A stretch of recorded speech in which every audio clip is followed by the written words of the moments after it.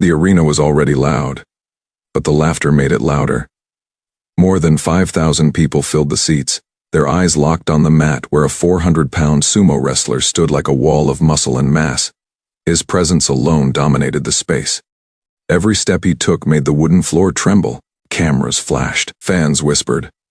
Some laughed in disbelief. Then Steven Seagal stepped onto the mat. The contrast was almost insulting. No massive frame, no roaring entrance, no intimidation. Just a calm man in simple training clothes, walking with quiet confidence. The sumo wrestler looked him up and down, slowly, deliberately, then burst out laughing. "Is this a joke?" he said, loud enough for the front rows to hear. "This is who they brought to face me." The crowd laughed with him. A few people shook their heads, others raised their phones, already recording what they believed would be an embarrassing moment. A mismatch, a spectacle, a quick finish. The sumo clapped his hands together and bowed. Not out of respect, but mockery. "Don't worry," he added with a grin. "I'll make it quick." Steven Seagal didn't respond. He didn't flinch. He didn't argue. He didn't smile. He simply stood there, relaxed, balanced, breathing slow. His eyes steady. Watching that silence unsettled a few people. The referee stepped closer, glancing between the two men. One looked like a moving mountain. The other looked ordinary too ordinary. Someone in the crowd shouted, "He's too small." Another laughed. "This won't last 5 seconds." But Steven remained still, as if he had heard none of it. The sumo wrestler stepped closer now, towering over him. Their shadows merged under the bright arena lights. "You sure you want to do this?" the sumo asked, lowering his voice. "One hit, and it's over." Steven finally spoke, calm, almost gentle. People often confuse weight with power. The sumo smirked. The referee raised his hand. The noise in the arena began to fade. Not because people stopped cheering, but because something had shifted. A strange tension filled the air. The kind that comes right before something unforgettable happens. No one knew it yet, but in just a few seconds, the laughter would die, and the gasp would shake the entire crowd. The referee's raised hand froze the arena in a strange stillness. For a moment, no one spoke, no one laughed. Even the cameras seemed to hesitate, as if the lenses themselves were unsure where to focus. On the towering sumo wrestler whose shadow swallowed half the mat, or on the quiet man standing across from him, balanced and composed. The sumo champion rolled his shoulders and exhaled loudly through his nose, sending out a breath that sounded like a warning. He was used to opponents backing away, used to fear, used to respect that came before the first touch. Steven Seagal offered none of it. He stood with his feet planted, posture relaxed, hands low, not in a fighting stance, not defensive, not aggressive. To the untrained eye, it looked careless, almost reckless. In the front rows, spectators leaned toward one another. "This isn't going to end well," a man muttered. "He's half his size," another replied. Behind them, a group of young fans laughed, already imagining the highlight clip. Steven flying backward across the mat, crushed by 400 pounds of unstoppable force. The sumo wrestler heard the laughter and enjoyed it. He turned slightly toward the crowd, lifting his arms and flexing his massive frame. The response was immediate. Cheers, applause, whistles. He slapped his belly and grinned, feeding off the energy like fuel. Then he looked back at Steven. "Last chance," he said, voice dripping with confidence. "Bow out now." Steven's eyes didn't leave him. "I'm already where I need to be." That answer drew confusion from the crowd. A few people frowned. Others went quiet. Something about the way he said it, steady, grounded, made the moment feel heavier than it should have. The referee cleared his throat and spoke into the microphone, reminding everyone that this was a controlled exhibition. No strikes, no prolonged grappling, just a demonstration of technique. The sumo laughed. "Technique?" he scoffed. "All I need is gravity." He took one heavy step forward.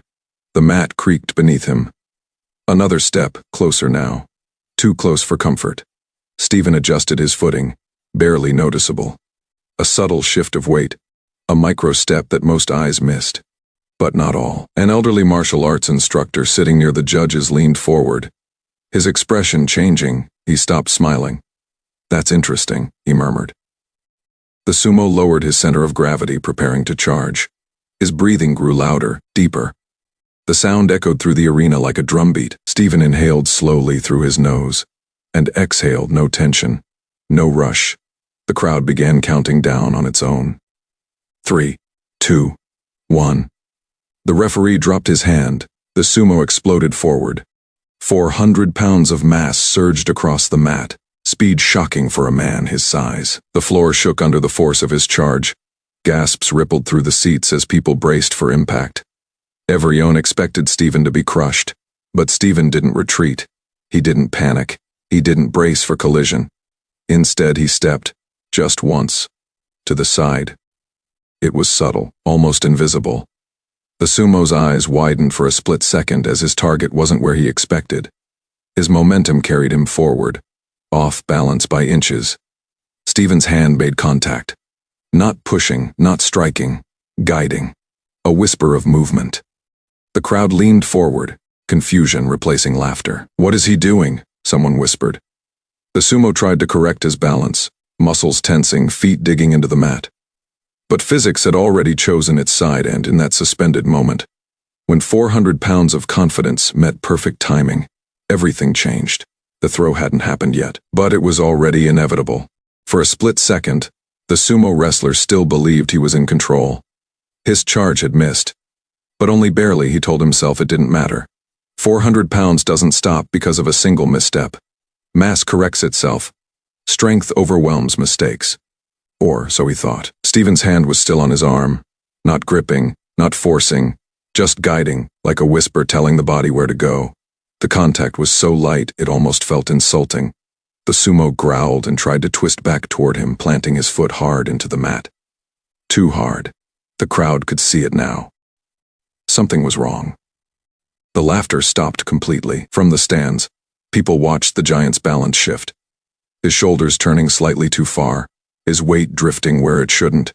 His face tightened, not with rage but with confusion. "What?" he muttered under his breath. Steven stepped again, small, precise, calm. He wasn't fighting the weight. He was letting it move. The sumo tried to shove forward, using brute force to recover, but his momentum betrayed him. His feet lagged behind his upper body. His center of gravity pulled just far enough offline to become dangerous.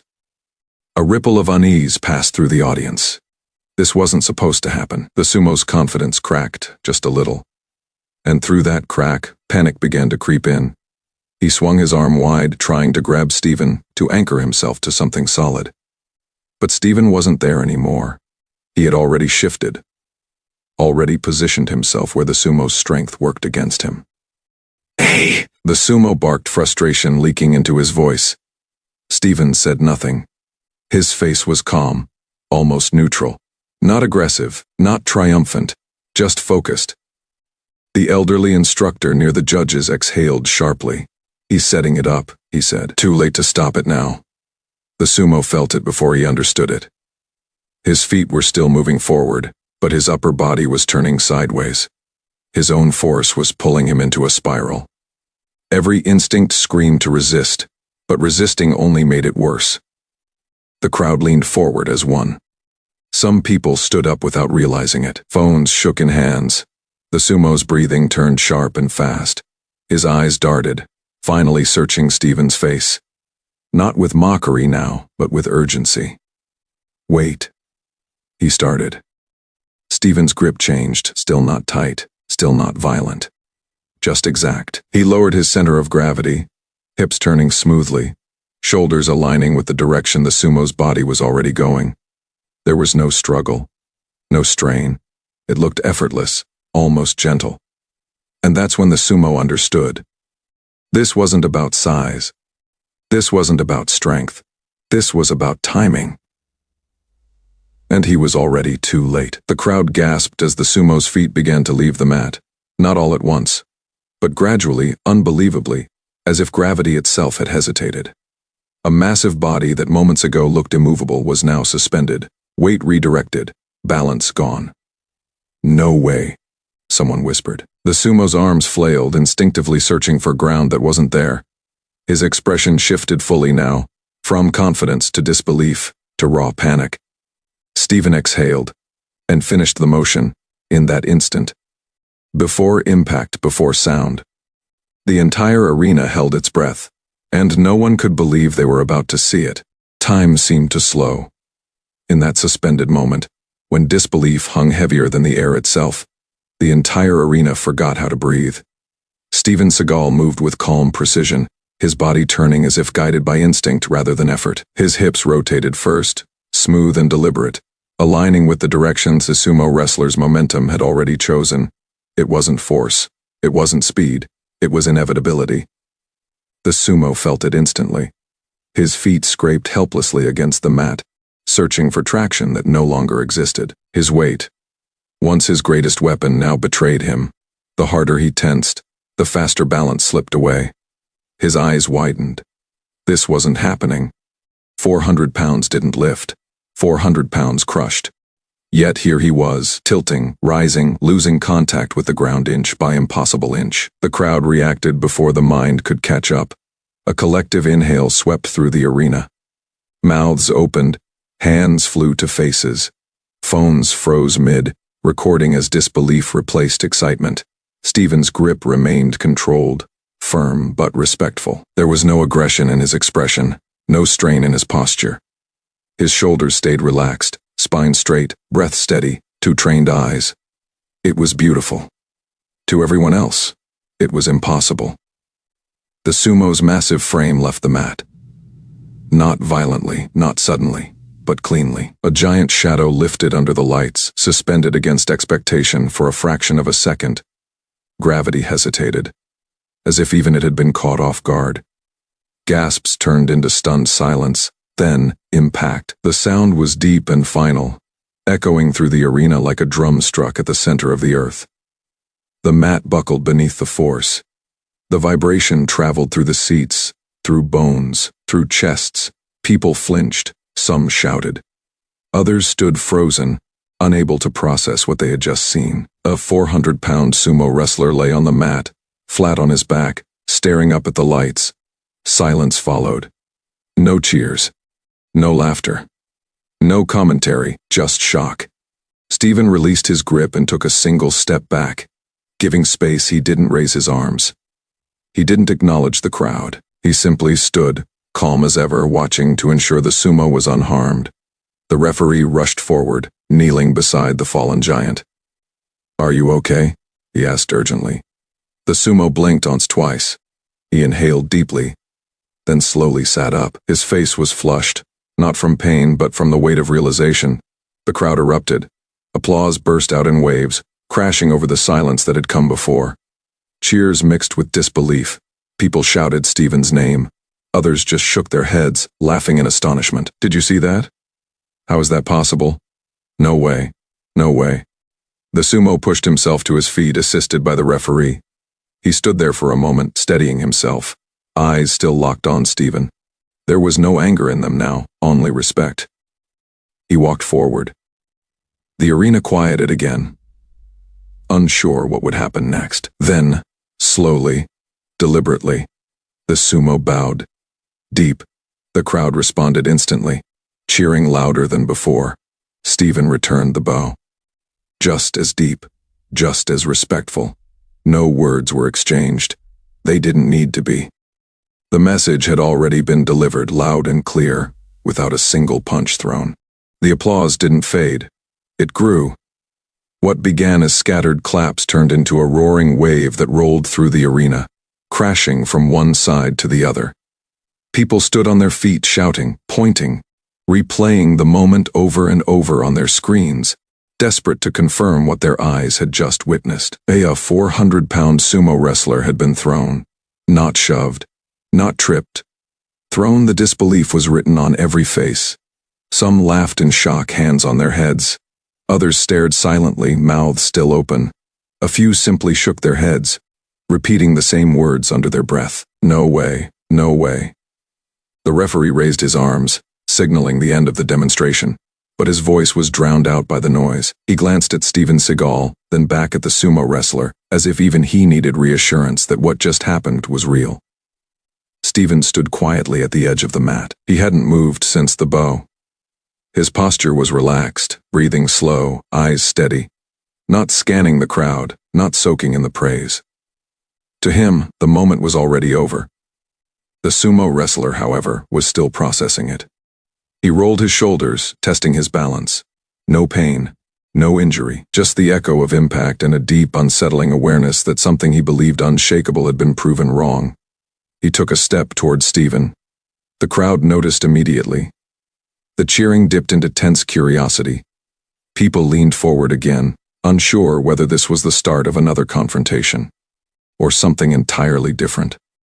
The sumo stopped a few feet away. For a long second, he said nothing. Then he bowed again, lower this time, longer. Not for the cameras, not for the audience, for Steven alone. A hush fell over the arena. This wasn't strength, the sumo said quietly, his voice carrying through the microphone clipped to his robe. This was mastery. Steven inclined his head. You honored the mat, he replied. That's all that matters. The simplicity of the exchange hit harder than any insult or celebration could have. There was no ego left in the space between them, only understanding. The elderly instructor near the judges wiped his eyes and nodded. That, he said softly, is how warriors speak. The crowd erupted again, this time with a different energy. Less shock, more admiration. People weren't cheering for dominance anymore. They were cheering for respect. Cameras panned across the audience, a father explaining to his son what technique meant. A group of young athletes standing in silence, absorbing the lesson. Veteran martial artists bowing from their seats. Back on the mat, the referee stepped between the two men and raised both their hands. The sumo accepted it humbly. Steven gently lowered his hand and stepped back, allowing the moment to remain shared rather than claimed. As the noise continued, staff members rushed to the edges of the mat, organizers whispering urgently, producers gesturing excitedly. They knew this clip would be replayed everywhere. They knew it had crossed beyond entertainment into something deeper. Steven turned toward the exit. The crowd noticed. Don't go, someone shouted. Others clapped harder, trying to pull him back with sound alone. Steven paused. He turned once more, not to the crowd, but to the sumo. They exchanged a final nod. Equal, balanced, complete. Then Steven walked off the mat. The applause followed him, spilling into the hallways, echoing long after he disappeared from view. On the mat, the sumo stood alone for a moment, staring at the space where Steven had been. He exhaled slowly. Today he hadn't lost. He had learned. And the crowd, still buzzing, still stunned, had learned with him. Backstage was quieter than the arena, but the energy followed them. The echo of applause still seemed to live in the walls, vibrating faintly through the corridors as staff members hurried past. Speaking in hushed, excited tones, some glanced toward Steven Seagal with wide eyes. Others nodded respectfully, as if unsure whether to interrupt the calm that surrounded him. Steven walked slowly, hands relaxed at his sides, breathing steady. To anyone watching, it looked as though nothing remarkable had happened. No rush, no celebration, no adrenaline, fueled pacing, just composure. Behind him, the sumo wrestler emerged from the tunnel, his heavy footsteps slower now. Measured, gone was the swagger from before the match. Gone was the need to impress. He caught up to Steven near a quiet hallway lined with equipment cases. Steven, he called out. Steven stopped and turned. Up close. The difference in size was still staggering, but the difference in presence had disappeared. They stood on equal ground now. I owe you something. Steven tilted his head slightly. You owe nothing. The sumo shook his head. Before the match. I laughed. I underestimated you. I relied on weight, on reputation. I forgot what this was really about. He tapped the floor with his foot. The mat. Steven nodded. The mat doesn't care who you are, he said calmly. It only responds to honesty. They walked together toward a small lounge away from the noise. A few officials tried to follow but stopped when Steven raised a hand politely, but firmly. Inside. The room was quiet. A bottle of water sat untouched on a table. The sumo took a deep breath and sat down heavily, rubbing his palms together. "When you moved," he said, staring at the floor, "it felt like I was chasing a shadow. I've never felt that before." Steven remained standing. "That's because you were trying to stop something that was already happening," he replied. "Momentum doesn't need permission." The sumo laughed softly, not in mockery this time, but in disbelief. "I thought power was about being impossible to move." Steven finally sat across from him. "Power is about knowing when not to resist," he said. "You were strong, you just trusted the wrong thing." The sumo looked up, meeting Steven's eyes. "You could have embarrassed me, hurt me, made a show of it." Steven shook his head. "That wouldn't have taught anything." For a moment, neither spoke. Outside, the muffled sound of the crowd still lingered. But in the room, there was only breathing and understanding. "I trained my whole life to be heavier," the sumo said quietly. "I forgot to train to be better." Steven smiled faintly, just for a second. Then today did its job. A knock came at the door. An organizer peeked in, eyes wide with excitement. "The video is already everywhere," he said. "People can't stop talking about it." Steven stood. "Then make sure they understand why it happened," he said. "Not just that it happened." The sumo rose as well. "Will we meet again?" he asked. Steven paused at the door. "On a mat," he replied. "That's where conversations matter." They bowed to each other, deep and sincere. When Steven stepped back into the hallway, the sumo remained behind, standing straighter than before. Not lighter, but grounded. The throw had ended minutes ago, but the lesson was just beginning. The arena was emptying, but the energy lingered. People walked slowly, replaying what they had witnessed, whispering to one another. Phones continued to buzz, replaying the clips, comparing angles, debating how something so impossible could have occurred. But no matter how many times the throw was watched, the lesson behind it was clear to anyone paying attention. This wasn't about size, weight, or brute strength. Backstage, Steven Seagal had already gone through the motions of the day, calmly checking his gear, breathing evenly, composed as though nothing extraordinary had happened. The sumo wrestler, now alone in a quiet corner, replayed the match in his mind. His massive frame seemed lighter somehow, as if a weight had been lifted, not physically, but from the mind. The arrogance that once came naturally to him had dissolved, replaced by a humility that demanded attention. This was more than a lesson in martial arts. This was a lesson in life. The sumo reflected. He had spent years building muscle, increasing his weight, mastering brute strength, believing it made him untouchable. He had mocked opponents before. He had laughed at the smaller ones, convinced their size was irrelevant. Yet here was Steven, smaller in frame but vast in skill, patience, and understanding, showing that strength is not measured in pounds, but in timing, knowledge, and respect. The thought struck him. All the power he had cultivated meant nothing if it was wielded arrogantly. Confidence without discipline was fragile. Strength without control was dangerous, not to others, but to oneself. Outside the arena, the crowd continued to buzz about the event. Clips went viral instantly, but more than the physical spectacle, people were talking about what had happened between the men. The silent nods, the deep bows, the mutual understanding that passed without a word. That was what captured the imagination of everyone watching.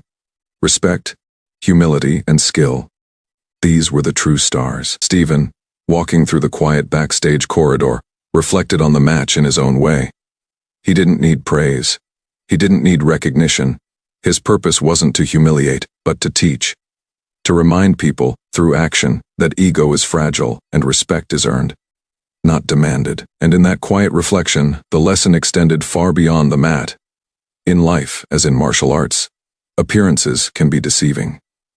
Power is not always obvious. Sometimes the most unassuming person is the one who changes the outcome of events. Sometimes those who underestimate others pay the highest price, not in injury but in missed opportunities for growth and understanding. The sumo wrestler, still processing, finally spoke aloud to himself. True mastery is silent, true respect is earned, and humility is strength.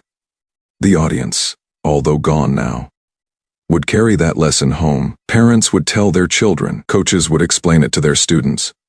Even casual viewers scrolling through social media would feel the weight of the moment. This wasn't just about a throw. It was about realizing that every interaction, every challenge, and every confrontation carries a lesson, if only one pays attention. In the quiet of the empty arena, Steven paused at the exit. He looked back one last time, not at the crowd, not at the sumo, but at the mat itself, the surface that had witnessed not just a battle of bodies, but a battle of character. He bowed once, small and precise, acknowledging the lesson it had given to all present. The mat remained, silent and unchanged, yet its significance had grown, a mirror of humility and skill, a reminder that size and noise matter less than respect, timing, and understanding. As Steven stepped into the evening air, the lesson extended beyond the arena walls. Respect everyone. Never underestimate anyone. True strength is quiet. True power is earned. And arrogance always meets a reckoning. The sumo wrestler, still standing alone on the mat, finally smiled, not in defeat, but in comprehension. He had been taught the most valuable lesson in his life, and the lesson would shape him forever. The smallest person with focus, patience, and respect could teach the largest person humility. The arena emptied completely. The lights dimmed. Only the mat remained, silent, holding the echoes of gasps, applause, and the lesson for anyone willing to learn it. And for those watching, one truth remained crystal clear: skill, patience, and respect will always outweigh size, arrogance, and showmanship. Type respect in the comments if you believe humility is real strength. And remember, no matter how small you may feel, your impact can be enormous.